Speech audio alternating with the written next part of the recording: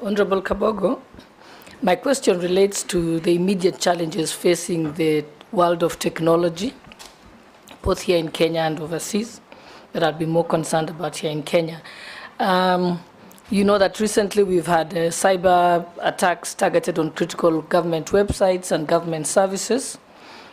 My question will be, I'd like to hear, if approved, how will your ministry ensure that we have resilience and rapid recovery of these government services when we do have those attacks? I also would like to hear what strategies you have to deal with the growing challenges posed by social media phenomena such as fake news, misinformation, disinformation. What strategies would you promote to ensure that we still uphold freedom of speech, but also protect the country from fake news and misinformation?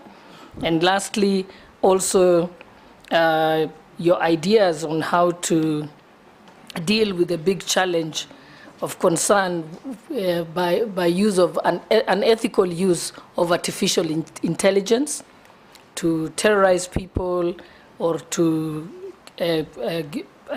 promote misinformation again and disinformation. Thank you. Go ahead. Thank you. On the issue of challenges on cyber attacks, this is a world phenomenon today. But other countries in the world have engaged professionally so that some of these things can be curbed through legislation. And it's a continuous process because the attacks are getting more and more serious because of AI. Because both AI is good and is bad in terms of how we use AI. But the challenges are real, and the only thing is to be able to put resourceful people and money in terms of developing firewalls and things like that that will stop cyber attacks and in real time. And this would be difficult given the status of our country in terms of use of where we talk of things that have already happened. And that is why it's important to have digital information available in real time so that decisions can be made in real time. And that is possible. Social media, misinformation, and things like that.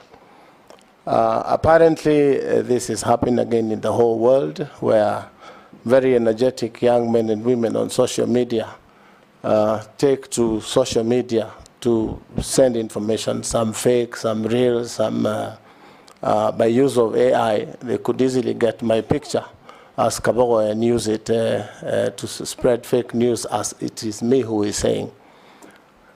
Suffice to say, Mheshimiwa, that the laws are there. We have, for example, the computer misuse and that law that governs such misuse is just a part of enforcement that needs to be improved, and also regular review of the law, but also cognizant of the fact that there is freedom of expression in Kenya, and we have to strike a balance so that the freedom of one is not used to infringe on the freedom of others. But more so, we should be thinking about engaging the younger generations, the Gen Zs, the millennials, on how to have ethical use of cyber space or internet space. Because today there will be Gen Zs, but in a couple of years there will be fathers. And the engagement should be such that if you put Kabogo in a coffin, as is the case now, at one time there will be fathers like me. How would they feel when their father is put in a coffin? Genuine engagement with the parties that are sharing this platform. On the challenges of the use of AI, I said AI before is good because it helps. if you want to know something today about anything, AI can help you, because AI, what it does is try to mimic human behavior and human thinking. And it's quick, it's information on your fingertips, but badly used will be detrimental to any nation. We should be able to have laws that help in our behavior and our attitude in terms of engaging and using AI. And from time to time, if I'm confirmed in this ministry, we should be able to engage the legislature to see that we have laws that help, so that there's a balance. Again, I am that freedoms that I would not be the one to get into the toes of breaking other people's freedoms, but cognizant of the fact that there should be a balance. And I think I've answered your 3 questions. Thank you. Thank you, Honorable Speaker.